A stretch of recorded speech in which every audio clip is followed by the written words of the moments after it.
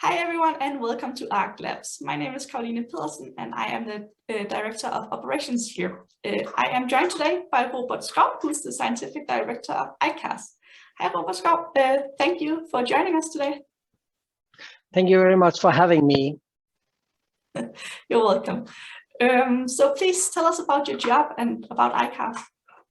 So ICARS is the International Center for Antimicrobial Resistance Solutions. This is a fairly new organization which is working in low and middle income countries, helping these countries in prioritization and developing demonstration projects that can mitigate the AMR problems that these specific countries are facing. And why does ICARS focus on low and middle income countries? Well, several reports has shown that the AMR pandemic is threatening and hitting low and middle income countries the most.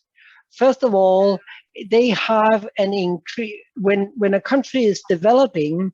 You will inevitably use more antibiotics, and by that you are actually creating a larger and larger selection pressure. And that means that you actually need to have a mitigation strategy working together with your development strategy. Otherwise, you will end up creating even more problems. Furthermore, the low and middle income countries are often having restricted abilities in the sense of funding, in the sense of capacity, and therefore it gives very good meaning to work specifically with low and middle income countries. How does ICARS help these low and middle income countries? So the special model that ICARS have is that we have kind of a top-down and bottom-up model at the same time. So the initial contact point for us is the ministries of the country.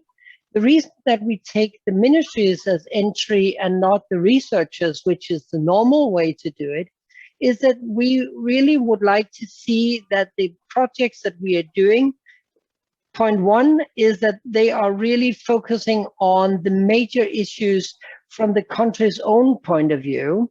And secondly, that the country is committed to those solutions that are developed, that these are actually scaled up to a larger extent when the demonstration project that we are performing, when this is done. Okay, sure. Okay. And Robert, as you know, we are currently in the middle of the COVID-19 pandemic. How has this affected the work of ICARS?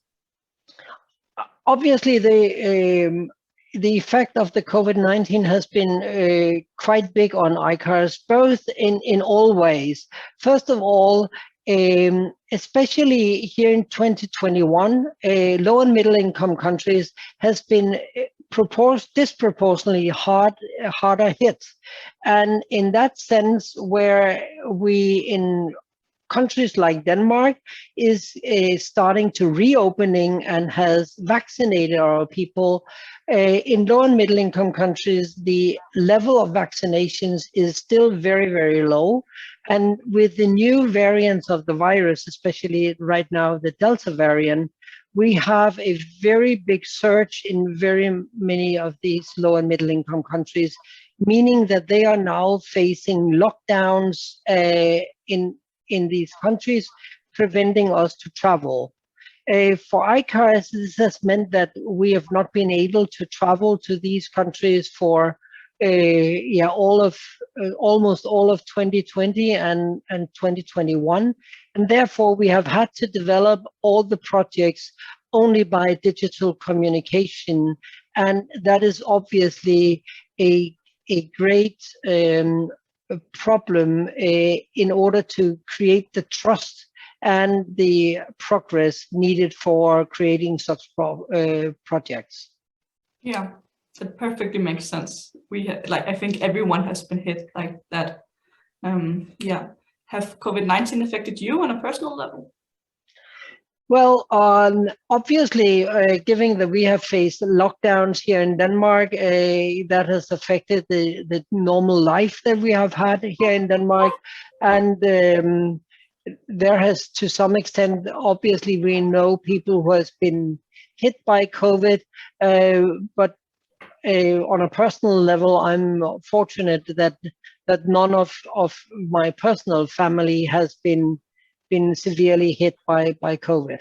Yeah, that's great. Yeah, that's one of the benefits from being from Denmark at the moment, right? Yeah. Do you think we've learned anything from this pandemic, and maybe in reference to AMR? Yeah, I think that COVID has, in many aspects, put the highlight on how unpredictable a pandemic and how big consequences a pandemic really has to the societies. So in that sense, the COVID has been illustrating what can happen if we are not successfully combating AMR. One should be aware that the AMR is already a pandemic, actually causing more than 700,000 deaths a year at the present time, and is forecasting to increase to up to 10 million deaths per year in 2050 if nothing is done. So in that sense, COVID-19 has put the pandemic preparedness, if you can say so, more on the agenda, not only for policymakers, but also for the general public. Furthermore, I think that the COVID-19 has really shown us some important aspects, so that policy is very much dependent on research, but it goes both ways, so that research is also dependent on what policy needs there is. We have also been reminded once again that this world is one health world, and we need to look across sectors in order to make the solutions. And we also need to look across countries with the solutions, because as we just said, we have been in the fortunate situation in Denmark that we have been able to vaccinate a lot of people, but as the virus has free transmission in other parts of the world, new variants will still develop and therefore will be reintroduced across the world until we have covered the COVID-19 pandemic all over the world. Yeah, I can only agree, Robert, I can only agree. Thank you so much for joining us today. It's been an absolute pleasure, and thank you for all of the work that ICAS does. Thank you very much for having me. Oh, so welcome. Bye. Bye.